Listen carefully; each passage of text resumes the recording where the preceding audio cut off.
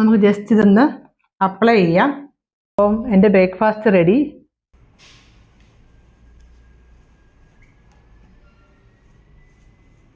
അങ്ങനെ മോള് സ്കൂളിൽ നിന്ന് വന്നപ്പോൾ പെട്ടെന്ന് ഒരു ഷോപ്പിലോട്ട് പോകണമെന്ന് പറഞ്ഞ് ഞങ്ങളിപ്പോൾ ഇറങ്ങിയിരിക്കുകയാണ്. Welcome to another episode of my day in my life. ആദ്യം തന്നെ കർത്താവിനോട് നന്ദി പറഞ്ഞിട്ടാകണം എൻ്റെ ഡേ തുടങ്ങാൻ എന്ന് നിർബന്ധമുള്ളത് കൊണ്ട് ഒന്ന് പ്രാർത്ഥിച്ചു. ഇന്നത്തെ ദിവസം എല്ലാം കൊണ്ട് നല്ലതാകണേ എന്ന്. പ്രഭാതകർമ്മങ്ങളെല്ലാം കഴിഞ്ഞാൽ പിന്നെ ആദ്യം തന്നെ എൻ്റെ കുക്കുംബർ ലെമൺ ഡീടോക്സിഫയിങ് ഡ്രിങ്ക് കുടിക്കും. ഇനി മോളെ സ്കൂളിൽ വിടണം. ഇന്ന് വൈറ്റ് സോസ് പാസ്ത ഉണ്ടാക്കാമെന്ന് വിചാരിക്കുന്നു. വെള്ളം തിളച്ചപ്പോൾ കുറച്ച് പാസ്ത ഇട്ട് വേവിക്കാൻ വെച്ചു. പിന്നീട് പാലടുപ്പിൽ വെച്ചു. അപ്പോഴേക്കും പാസ്ത റെഡിയായി. ഞാൻ ടിഫിൻ ബോക്സിൽ വെച്ചു. കൂടെ ഒരു ഫോർക്കും കൂടി അലൂമിനിയം ഫോയിൽ പൊതിഞ്ഞ് വെക്കുന്നു. ഇതിങ്ങനെ വെക്കുന്നത് കഴിക്കാൻ എടുക്കുമ്പോൾ ഫോർക്കിലെല്ലാം പറ്റി പിടിച്ചിരിക്കാതെ ഇരിക്കാൻ വേണ്ടിയാണ് കേട്ടോ. കൂടെ റീസസിന് കഴിക്കാൻ ഒരു സ്നാക്കും വെച്ചു. പാലിൽ ചോക്കോസും ഒക്കെ ഇട്ട് മോൾക്ക് കഴിക്കാൻ കൊടുത്തു. ഇനി ഞങ്ങൾ സ്കൂൾ ബസ് കാത്ത് താഴെ നിൽക്കും. താഴെ ഹസ്ബൻഡ് ഓഫീസിൻ്റെ ഒരു ATM ഉണ്ട് കേട്ടോ. അതാണിത്. അങ്ങനെ മോളുടെ ബസ് വന്നു. അവൾ കയറിപ്പോയി. അങ്ങനെ ഞങ്ങളിപ്പോൾ ജിമ്മിലോട്ട് പോവുകയാണ്. ഇവിടെ ഇപ്പോഴും ചെറിയ തണുപ്പൊക്കെ ഉണ്ട്. മാർച്ചൊക്കെ ആണേലും അടുത്ത മാസമൊക്കെ ആകുമ്പോൾ പതുക്കെ തണുപ്പെല്ലാം കുറയും. ഇപ്പോൾ ഇവിടെ സമയം 6:20. മോളെ വിട്ടിട്ട് ഞങ്ങൾ ജിമ്മിലോട്ട് പൊയ്ക്കൊണ്ടിരിക്കുകയാണ്.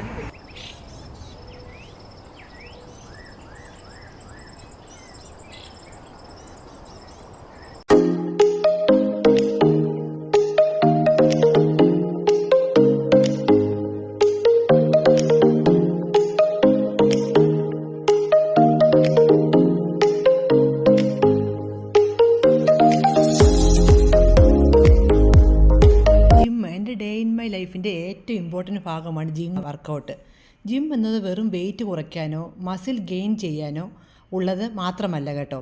അത് നമ്മുടെ ബോഡിക്കും മൈൻഡിനും ഒരു പോസിറ്റീവ് എനർജി നൽകുന്ന ഒന്നാണ്. റെഗുലറായി വർക്കൗട്ട് ചെയ്യുന്നത് ശരീരത്തിന് സ്ട്രെങ്ത് കൂട്ടാനും സ്റ്റാമിന കൂട്ടാനും കോൺഫിഡൻസ് വർദ്ധിപ്പിക്കാനും സഹായിക്കും.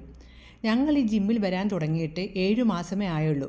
വെയിറ്റ് കുറയണമെന്ന ആഗ്രഹത്തോടു കൂടിയാണ് ഞാൻ വന്നത് കേട്ടോ. എൻ്റെ എക്സ്പീരിയൻസ് വെച്ച് പറയുവാണേ, ആദ്യത്തെ ഒരു 3 മാസം ഒരു ഡിഫറൻസും നമുക്ക് തോന്നുന്നില്ല കേട്ടോ. ഇത് വെറുതെ ആണല്ലോ, വെയിറ്റ് കുറയുന്നില്ലല്ലോ എന്ന് വിചാരിച്ച് നമ്മൾ വിഷമിക്കും. പക്ഷേ ഒരു 4th മന്ത് മുതൽ ഒരു നല്ല ചേഞ്ച് കണ്ടു തുടങ്ങും. അത് എന്തുകൊണ്ടാണെന്നറിയാമോ? നമ്മൾ ഈ വർക്കൗട്ട് ആദ്യം ചെയ്യുമ്പോൾ നമ്മുടെ ബോഡി ഇതൊന്ന് അഡാപ്റ്റ് ചെയ്തെടുക്കാൻ കുറച്ച് സമയമെടുക്കും. ആദ്യം നമുക്ക് ഒരു സ്റ്റാമിനയും മസിൽ സ്ട്രെങ്തും മെറ്റബോളിസം ഒക്കെ കൂടുകയുള്ളൂ. അപ്പോൾ ഈ ചേഞ്ചസ് ഒക്കെ നമ്മുടെ ബോഡിയുടെ ഉള്ളിലാണ് നടക്കുന്നത്, പുറത്തല്ല. അതുകൊണ്ടാണ് പ്രകടമായ മാറ്റങ്ങൾ ഒന്നും തന്നെ നമ്മൾ കാണാത്തത്. ഈ ഫാറ്റ് ലോസ് എന്ന് പറയുന്നത് പതുക്കെ മാത്രമേ നടക്കൂ. ബട്ട് അതിന് മുന്നേ നമ്മുടെ മസിലായിരിക്കും സ്ട്രോങ്ങും ടൈറ്റും ആകുന്നത്. ഇങ്ങനെ സംഭവിക്കുമ്പോൾ തന്നെ നമ്മുടെ ബോഡിയിൽ ഒരു മാറ്റം നമുക്ക് ഫീൽ ചെയ്യും. പക്ഷേ വെയിറ്റ് അപ്പോഴും സെയിം തന്നെ ആയിരിക്കും. ഈ മസിൽ സ്ട്രോങ് ആകുമ്പോഴും നമ്മുടെ ബോഡിക്ക് വെയിറ്റ് കൂടുന്നുണ്ട്. കുറച്ച് കഴിയുമ്പോൾ ഫാറ്റ് ബേൺ ആകും. പക്ഷേ മസിൽസ് സ്ട്രോങ് ആകുന്നത് കൊണ്ട് വെയിറ്റ് സെയിമായി തന്നെ ഇരിക്കും. പിന്നീട് ഫാറ്റ് ബേൺ എപ്പോഴാണ് തുടങ്ങുന്നതെന്ന് അറിയാമോ? നമ്മുടെ ബോഡി കൺസിസ്റ്റൻ്റ് ആകുമ്പോൾ, അതായത് മെറ്റബോളിസം ഒക്കെ സ്പീഡിൽ നടന്ന് നമ്മുടെ ബോഡി ഫാറ്റിനെ യൂസ് ചെയ്യുമ്പോഴാണ് ഫാറ്റ് കുറയാൻ തുടങ്ങുന്നത്. പിന്നെ പലർക്കും ഉള്ള ഡൗട്ടാണ് ആഴ്ചയിൽ എത്ര ദിവസം വർക്കൗട്ട് ചെയ്യണമെന്ന്. സാധാരണയായി 4 മുതൽ 5 ദിവസം വരെ വർക്കൗട്ട് ചെയ്യുന്നതാണ് ബെസ്റ്റ്. ബിഗിനേഴ്സ് ആണെങ്കിൽ ആദ്യം ഒരു 3 ദിവസം ചെയ്തിട്ട് പിന്നെ പതുക്കെ അത് കൂട്ടിക്കൊണ്ട് വന്നാൽ മതി. ബോഡിക്ക് റെസ്റ്റ് അത്ര തന്നെ ഇമ്പോർട്ടൻ്റ് ആണ് കേട്ടോ. കാരണം മസിൽസ് ഗ്രോ ചെയ്യുന്നത് വർക്കൗട്ട് ചെയ്യുമ്പോൾ അല്ല, റെസ്റ്റ് ചെയ്യുന്ന സമയത്താണ്. ഇന്നും പലർക്കും തോന്നുന്ന ഒരു മിസ്കൺസെപ്ഷൻ ഉണ്ട്, ലേഡീസിനും ജെൻസിനും വർക്കൗട്ട് ടോട്ടലി ഡിഫറെൻ്റ് ആണ് എന്ന്. ആക്ച്വലി ബേസിക് വർക്കൗട്ട് 2 പേർക്കും ഒരേപോലെ തന്നെയാണ്.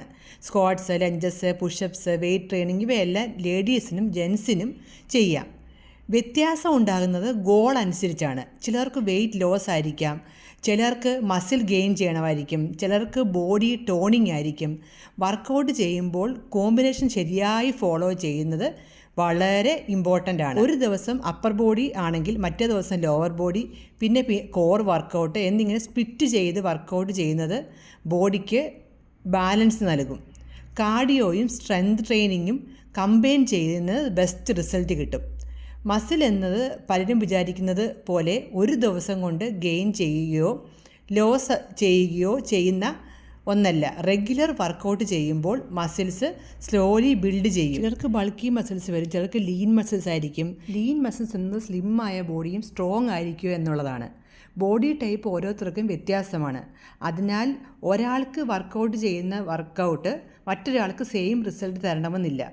അതുകൊണ്ടാണ് എല്ലാവരും സ്വന്തം ബോഡിയെ മനസ്സിലാക്കി വർക്കൗട്ട് ചെയ്യണമെന്ന് പറയുന്നത്. നമ്മുടെ body type, life style, activity level ഇവ അനുസരിച്ചായിരിക്കും വർക്കൗട്ട് പ്ലാൻ ഫോളോ ചെയ്യേണ്ടത്. മോസ്റ്റ് ഇമ്പോർട്ടൻറ്റ് തിങ് കൺസിസ്റ്റൻസിയാണ് കേട്ടോ. ദിവസവും പെർഫെക്റ്റ് ആയിരിക്കണമെന്നില്ല, പക്ഷേ റെഗുലറായി കണ്ടിന്യൂ ചെയ്യുന്നത് തന്നെയാണ് റിയൽ ട്രാൻസ്ഫോർമേഷൻ. അങ്ങനെ ജിമ്മിലെ കലാപരിപാടികളൊക്കെ കഴിഞ്ഞ് ഞാൻ വീട്ടിലെത്തി.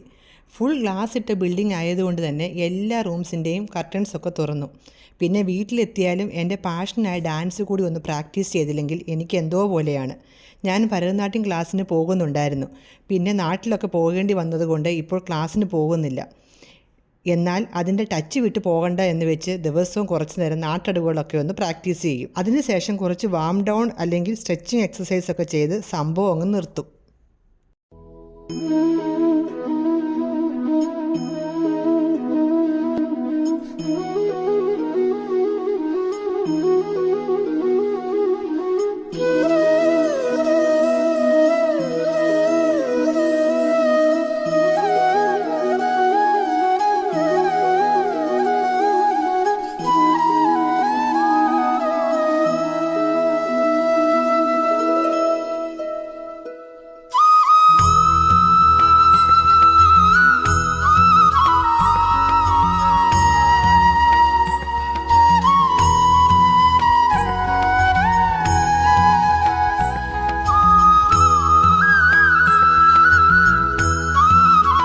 അപ്പോൾ ഇനി അടുത്ത പണി എന്ന് പറയുന്നത് നമുക്ക് ചെടികൾക്ക് വെള്ളം ഒഴിക്കുന്നതാണ്.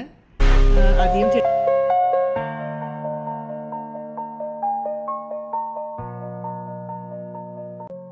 ഇന്നൊരു സൺഡേ ആണ്, വീക്ക് ഡേ തുടങ്ങുന്നത്. ഇവിടെ എല്ലാവരും ഓഫീസിലൊക്കെ പോകാനുള്ള വണ്ടികളൊക്കെ ഇങ്ങനെ കിടക്കുന്നു. ഇതാണ് ഇവിടുത്തെ ഗവൺമെൻറ് ബസ്, മോസലാത്ത് എന്ന് പറയും. അപ്പോൾ നോമ്പ് നടന്നുകൊണ്ടിരിക്കുന്നത് കൊണ്ട് ഇവിടെ അങ്ങ് ഒരു കടകൾ പോലും തുറക്കത്തില്ല. അതായത് റെസ്റ്റോറൻറ്റ്സ് ഇതെല്ലാം വൈകുന്നേരം മാത്രമേ ഓപ്പൺ ആവത്തുള്ളൂ. പുറത്തോടൊക്കെ പോയാൽ എല്ലാം ഇങ്ങനെ ക്ലോസ്ഡ് ആയിട്ട് കിടക്കും. അതുകൊണ്ട് അവിടെയൊക്കെ കണ്ടില്ലേ കുറേ ഷോപ്സ് ഉണ്ട്, അതെല്ലാം ക്ലോസ്ഡ് ആണ്. തുണിക്കട, ലുലു, നെസ്റ്റോ അങ്ങനത്തെ എല്ലാ കടകളും ഉണ്ട്. അങ്ങനെ ചെടികൾക്ക് വെള്ളം കൊടുത്തു കഴിഞ്ഞപ്പോൾ പിന്നെ ക്ലീനിങ് ആകാമെന്ന് വെച്ചു. ഡീപ്പ് ക്ലീനിങ് ഒന്നും അല്ല കേട്ടോ, ബേസിക് ആയിട്ടുള്ള എല്ലാ ദിവസവും ചെയ്യുന്ന പണികൾ ചെയ്തുകൊണ്ടിരുന്നപ്പം ഈ ഗ്ലാസ്സിൽ ഒക്കെ നല്ല വൃത്തിയാവാനുള്ള ഒരു ഹാക്ക് ഞാൻ ഇന്നലെ ഒരു മാഗസിനിൽ വായിച്ചായിരുന്നു. അപ്പോൾ അതൊന്ന് ട്രൈ ചെയ്ത് നോക്കാമെന്ന് വിചാരിക്കുമോ. അതെങ്ങനെ ഉണ്ടാക്കുന്നതെന്ന് നോക്കാം. ഈ പറയുന്ന കാര്യത്തിന് കൂടുതൽ ഇൻഗ്രീഡിയൻസ് ഒന്നും വേണ്ട. ആ പാട് നമുക്ക് വേണ്ടത് ഈ വൈറ്റ് വിനീഗറാണ്. അത് നമുക്കൊരു സ്പ്രേ ബോട്ടിലോട്ട് ഒഴിക്കാം.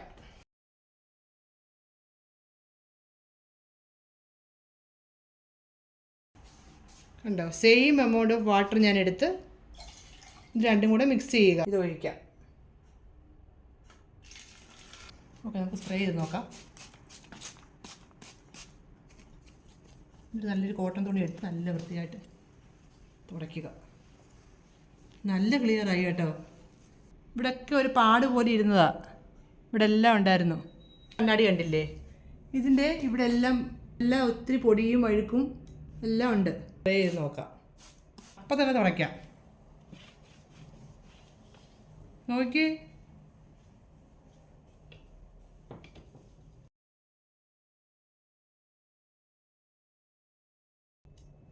ഒരു പാട് പോലും ഇല്ല കണ്ടുപിടിക്കാൻ. നല്ല വൃത്തിയായിട്ടുണ്ട്. ഇത് നല്ല വൃത്തിയായിട്ടുണ്ട്.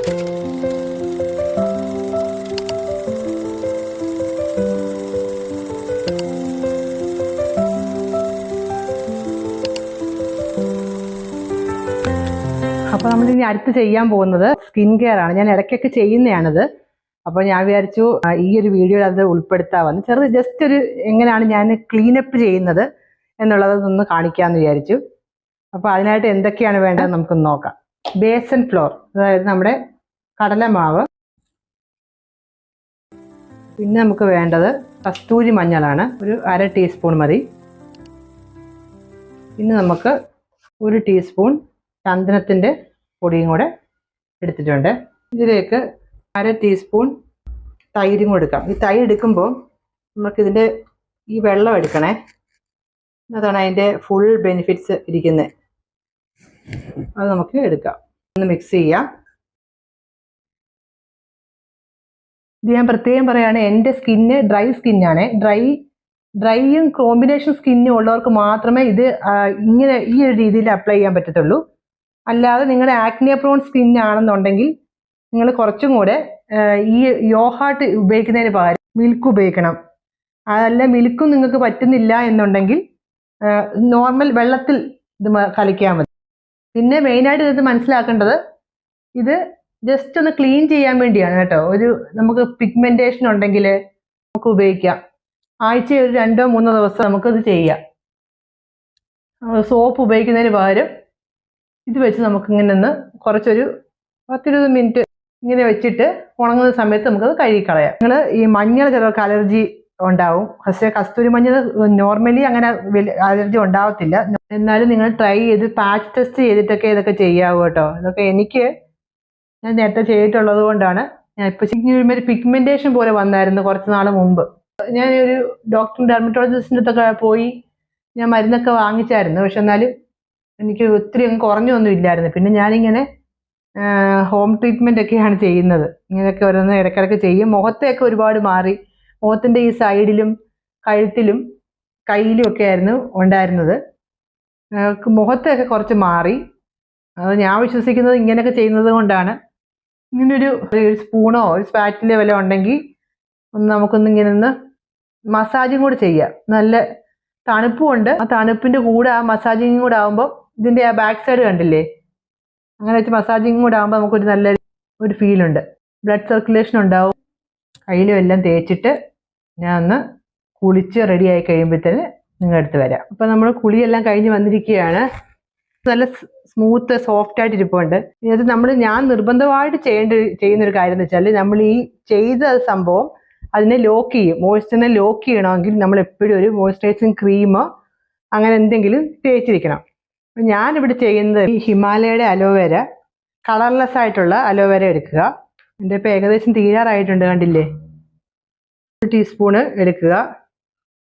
ഞാൻ എന്തിനാ സ്പൂണിൻ്റെ കണക്ക് പറയുന്നത് വെച്ചാൽ, ഞാൻ വെറുതെ ഫുഡിനൊക്കെ നമ്മൾ അളന്നെടുക്കുന്ന പോലെ ഞാൻ ഇതിൻ്റെയും അളവ് അങ്ങ് പറയുക. അളവെന്ന് നോക്കേണ്ട കാര്യമില്ല.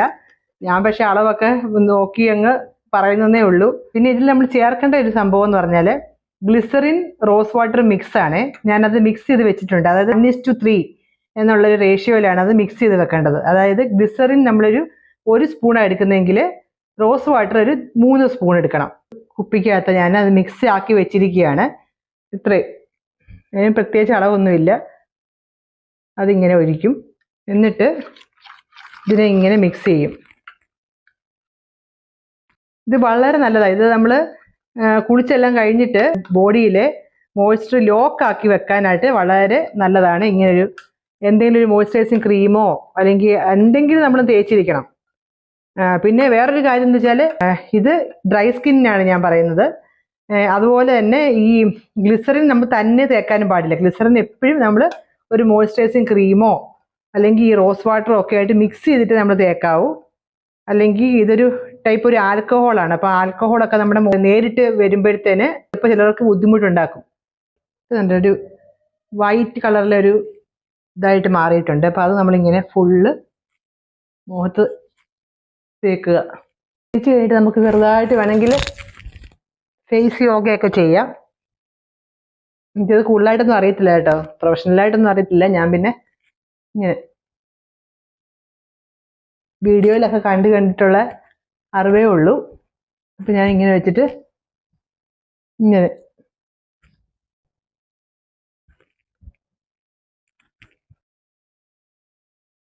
നമ്മുടെ നെറ്റിയുടെ ഭാഗം ഇതേപോലെ ഇങ്ങനെ പിടിച്ചിട്ട് കണ്ണിൻ്റെ ഇവിടെയൊക്കെ ഇങ്ങനെ റിങ്കിൾസ് ഒക്കെ വരത്തില്ലേ, അത് വരാതിരിക്കാനായിട്ടാണ് അങ്ങനെ ചെയ്യുന്നത്.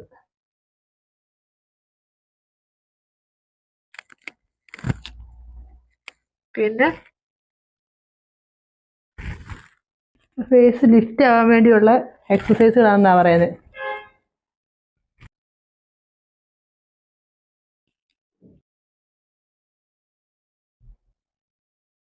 അപ്പം ബ്രേക്ക്ഫാസ്റ്റിനായിട്ട് ഞാൻ കുറച്ച് ഓട്സ് എടുത്ത് ഓവർനൈറ്റ് സോക്ക് ചെയ്ത് വെച്ചിട്ടുണ്ട്. കുറച്ച് ഡേറ്റ്സും 1 കപ്പ് ഓട്സേ ഇട്ടുള്ളൂ, പക്ഷെ അത് ഇങ്ങനെ കുതിർന്ന് കഴിഞ്ഞപ്പോഴത്തേന് ഇത്രയും ആയി ഇല്ലേ. അപ്പൊ ഇനി ഇതിനകത്ത് നമുക്ക് വേണ്ടിയത് കുറച്ച് ബദാം എടുത്ത് ഇതിന്റെ വെള്ളത്തിൽ ഇട്ടിരുന്നു, അത് നമുക്ക് തൊലി കളഞ്ഞെടുക്കാം. ഒരു സ്മൂത്തി ഉണ്ടാക്കാം. ബ്ലൂബെറീസിന്റെ ഫ്രോസൺ ഞാൻ വാങ്ങിച്ചായിരുന്നേ, ഉണ്ടല്ലേ. ഈ ബദാം ഇടാം, പഴം ചേർക്കാം. പഴം പുറമേ അങ്ങനെ ഇരിക്കുന്നതേ ഉള്ളൂ കേട്ടോ, പക്ഷെ അകത്ത് വലിയ കുഴപ്പമില്ല. നിങ്ങൾക്ക് ഒരുപാട് പഴം വീട്ടിൽ വരുമ്പോൾ എങ്ങനെ അത് സ്റ്റോർ ചെയ്യാനുള്ള മാർഗം വല്ലതും അറിയാമോ? തൊലി ചെറുതായിട്ട് കറുത്തു, പക്ഷെ ഉള്ളിൽ വലിയ കുഴപ്പമില്ല. അത് ഞാൻ പാലൊന്നും ചേർക്കുന്നില്ല, അതിന് പകരം ഞാൻ കുറച്ച് ഈ ഓട്സ് അങ്ങ് ചേർത്ത് കൊടുക്കുന്നേ ഉള്ളൂ.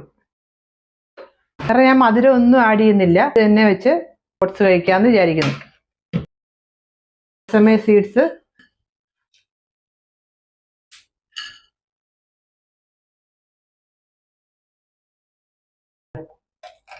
ഓട്സ് ഡേറ്റ്സും കൊണ്ടുള്ള മിക്സ്ചർ ഇട്ട് കൊടുക്കാം. ബനാന മിക്സ്ചർ ചേർത്ത് കൊടുക്കാം. പിന്നെ നമ്മുടെ ഈ ഡ്രൈ നട്ട്സുകളെല്ലാം നമ്മൾ ചെയ്തില്ലേ, അതെല്ലാം ഇതിൻ്റെ പുറത്തോട്ട് ഇതൊന്ന് മിക്സ് ആക്കാം.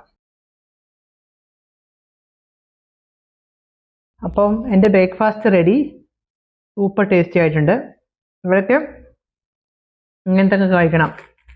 ഓട്സിൻ്റെ നമ്മൾ പല സാധനങ്ങളും മിക്സ് ചെയ്ത് ബെറീസും ഫ്രൂട്ട്സ് ഒക്കെ മിക്സ് ചെയ്ത് നമ്മൾ കഴിക്കുമല്ലോ. ഈ ഡിഷിൻ്റെ പേരെന്താണെന്ന് അറിയാമോ നിങ്ങൾക്ക്? ഇതിന് പറയുന്നതാണ് പോറിച്ച്. പോറിച്ച്, അതായത് PORRIDGE. നമ്മൾ ഹോട്ടായിട്ട് ഉണ്ടാക്കിയാലും കോൾഡായിട്ട് ഉണ്ടാക്കിയാലും അതിൻ്റെ പേര് അങ്ങനെ തന്നെയാണ്. നിങ്ങൾക്ക് സംശയം ഉണ്ടെങ്കിൽ ഞാൻ ഒന്ന് കേൾപ്പിക്കാവേ. അതായത് ഈ ഓട്സിനെ നമ്മളിങ്ങനെ പല സാധനങ്ങളും മിക്സ് ചെയ്ത് കഴിക്കുന്ന ആ ഓട്ട് മീലിനെയാണ് പറയുന്നത് പോറിച്ച്. പലർക്കും അറിയായിരിക്കും, എന്നാലും അറിയാത്തവർക്ക് വേണ്ടി ഞാൻ പറഞ്ഞതാണേ. പിന്നെ വാറിൻ്റെ അപ്ഡേറ്റ്സ് പറയാനാണെങ്കിൽ ഇവിടെ ഞങ്ങൾ മസ്കറ്റ് വലിയ കുഴപ്പമില്ല, മറ്റുള്ള സ്ഥലങ്ങളിൽ പോലെ വലിയ കുഴപ്പമില്ല. പക്ഷെ എന്നാലും കുഴപ്പമില്ല, ഞങ്ങൾ പ്രാർത്ഥിച്ചുകൊണ്ടിരിക്കുന്നു. ഓരോന്ന് കേൾക്കുമ്പോൾ പേടിയുണ്ട്. ദൈവത്തിൽ ഇങ്ങനെ എല്ലാം ഏൽപ്പിച്ച് ഇങ്ങനെ ഇരിക്കുകയാണ്. ഏറ്റവും വിഷമം എന്താണെന്ന് വെച്ചാൽ എങ്ങനെയുണ്ട്, അവിടെ എന്തെങ്കിലും കുഴപ്പമുണ്ടോ എന്നുള്ള കാര്യങ്ങളൊന്നും ചോദിക്കില്ല. അപ്പോൾ നമ്മൾ വിചാരിക്കും നമ്മുടെ ഫാമിലി ഉള്ളവരെങ്കിലും നമ്മളോടൊന്ന് അന്വേഷിക്കുമായിരിക്കും എന്നൊക്കെ ഓർക്കും, ഇങ്ങനെയൊക്കെ എന്തെങ്കിലും ഒരു കലാമിറ്റീസ് ഇങ്ങനെ. പിന്നെ നമ്മൾ മെയിനായിട്ട് പഠിക്കേണ്ട കാര്യം never expect anything from any one എന്നാണ്. അതുകൊണ്ട് ഒരു എക്സ്പെക്ടേഷൻസ് വെക്കാതിരിക്കുവാണെങ്കിൽ നമുക്ക് എല്ലാം കൊണ്ടും സന്തോഷമായിരിക്കും. ഇങ്ങനത്തെ ഒരു ബുദ്ധിമുട്ടുകൾ വരുന്നത് കൊണ്ട് അത് വേറെ കൺട്രീസിനെ അത് ബാധിക്കുന്നുണ്ട്. അതായത് ഇപ്പം തന്നെ കണ്ടില്ലേ, ഇന്ത്യയിൽ ഇപ്പം ഗ്യാസിന്റെ ക്ഷാമം വരുന്നു, അല്ലെങ്കിൽ പെട്രോൾ ഡീസലിന്റെ ക്ഷാമം വരുന്നു. അതെല്ലാം അവരെ ആശ്രയിക്കുന്നത് ഇവിടുത്തെ അറബ് കൺട്രീസിലെയാണ് ആശ്രയിക്കുന്നത്. അപ്പൊ ഇവിടെ എന്തെങ്കിലും പ്രശ്നം വരുമ്പോൾ അത് അവരെ ബാധിക്കും. നമ്മളോടൊന്ന് ഒന്ന് ഹായ് എന്ന് പോലും പറയാൻ പോലും അവർക്ക് സമയമില്ല എന്നൊക്കെ ഉള്ളത് ഞാൻ മനസ്സിലാക്കിയെന്ന് പറഞ്ഞാൽ, നമുക്ക് എത്ര സമയമില്ലെന്ന് പറഞ്ഞാലും നമ്മൾ അവരെ ഉള്ളിൽ ഓർക്കും. നമുക്കൊന്ന് ഒന്ന് വിളിക്കാനോ, അല്ലെങ്കിൽ ഒന്ന് ഹായ് എന്ന് പറയാനോ, അല്ലെങ്കിൽ എങ്ങനെയുണ്ട് എന്ന് ചോദിക്കാനോ, അങ്ങനെയൊക്കെ നമുക്ക് തോന്നും. പക്ഷെ ഇത് ഒട്ടും നമുക്കൊരു ഇൻട്രസ്റ്റ് ഇല്ല, അത്രയ്ക്ക് ഒരു അടുപ്പം ഇല്ലാത്തവരോടല്ലേ നമുക്കങ്ങനെ മിണ്ടാതിരിക്കാൻ തോന്നത്തുള്ളൂ എന്നൊക്കെ ഞാൻ ചിലപ്പോൾ ചിന്തിക്കാറുണ്ട്. അങ്ങനെ നോക്കുവാണെങ്കിൽ നമുക്ക് നമ്മളെ കരുതുന്നവർ വളരെ ചുരുക്കം 1-2 പേര് ഒക്കെ ആയിരിക്കും അല്ലേ. ഒന്നെങ്കിൽ നമ്മുടെ മക്കളായിരിക്കും, അല്ലെങ്കിൽ നമ്മുടെ ഹസ്ബൻഡ് ആയിരിക്കും. അമ്മമാരില്ലാത്തതിന്റെ വിഷമവും നമുക്ക് ആ സമയത്ത് മനസ്സിലാവും. നമുക്ക് എന്തെങ്കിലും ഒരു ബുദ്ധിമുട്ട് വരുമ്പോൾ ആരെങ്കിലും ഒന്ന് വിളിക്കാനുണ്ടായിരുന്നെങ്കിൽ എന്നൊക്കെ നമ്മൾ വിചാരിക്കും. അപ്പോൾ ഇനി ഉച്ചക്കത്തേക്കുള്ള കാര്യങ്ങളൊക്കെ ചെയ്യണം. അപ്പൊ ഞാൻ വിചാരിക്കുന്നത് ചെറിയൊരു ഗീ റൈസ് പോലെ വെച്ചിട്ട് പനീർ കറിയും വെക്കാവുന്നതാണ്. കാരണം ഇപ്പൊ നോമ്പാണ്, ഞങ്ങളുടെ നോമ്പ് നടന്നുകൊണ്ടിരിക്കുകയാണ്. ഇതൊന്ന് മനസ്സിലായോ? നമ്മുടെ പൈനാപ്പിളാണ് ഇത്. നെസ്റ്റോയിൽ കിട്ടുന്ന സാധനമാണ്. അത് ഇങ്ങനെ ഒരുമാതിരി മെഷീൻ കട്ടാന്ന് തോന്നുന്നു. ആ തുറന്നപ്പോഴത്തേനാണ് അതിനകത്ത് എയർ.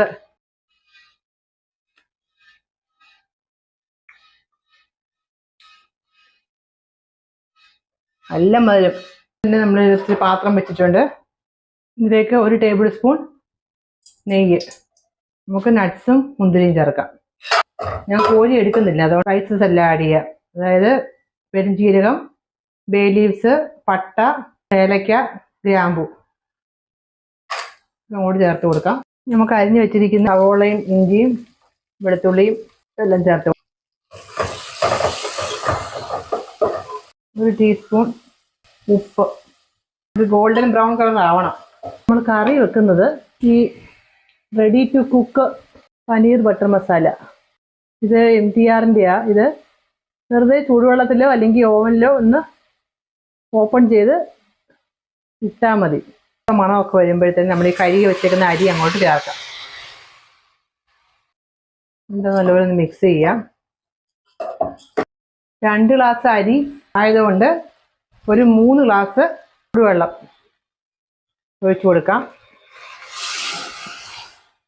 എന്നിട്ട് നല്ല രീതിയിൽ മിക്സ് ചെയ്തിട്ട് സമയത്ത് ഉപ്പുണ്ടോ എന്ന് നമുക്ക് നോക്കാം.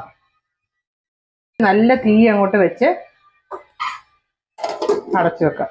ഒന്ന് തിളച്ച് വരുമ്പോൾ ഒന്ന് ലോ ഫ്ലെയിമിലാണ് ഇട്ടാൽ മതി. ആ സമയത്ത് നമുക്കിത് ഒന്ന് കൂടി തുറന്ന് നോക്കാം അല്ലേ.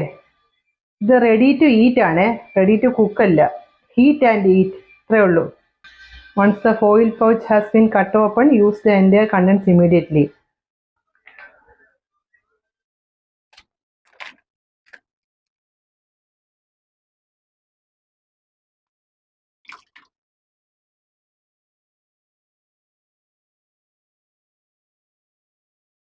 ഈ സമയം കൊണ്ട് നമുക്ക് പപ്പടം കാച്ചിയെടുക്കാം. കുറച്ച് സൺഫ്ലവർ ഓയിൽ ഒഴിക്കാം. പപ്പടം, ചെറിയ കുഞ്ഞു പപ്പടമാണേ.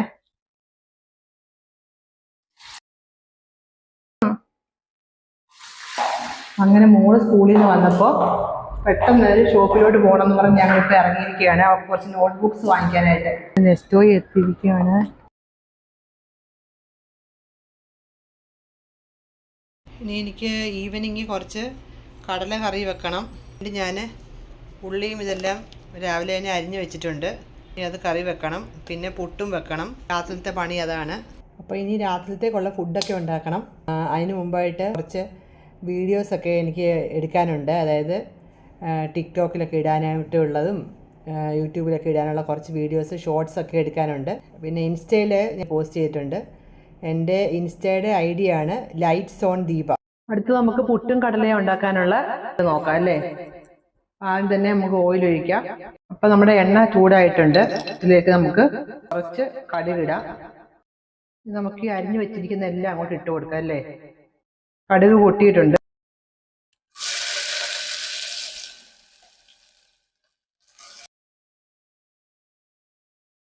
അപ്പോൾ ഞാൻ കടലയുടെ കൂടെ ഇന്ന് റവ പുട്ടാണ് ഉണ്ടാക്കുന്നത്. ഈ റവ നനയ്ക്കുന്നത് ഒരിക്കലും ശരിയാകില്ല എന്ന് പലരും പറഞ്ഞു കേട്ടിട്ടുണ്ട് കേട്ടോ. ഞാനിവിടെ എടുക്കുന്നത് 1 ഗ്ലാസ് റവയാണ്.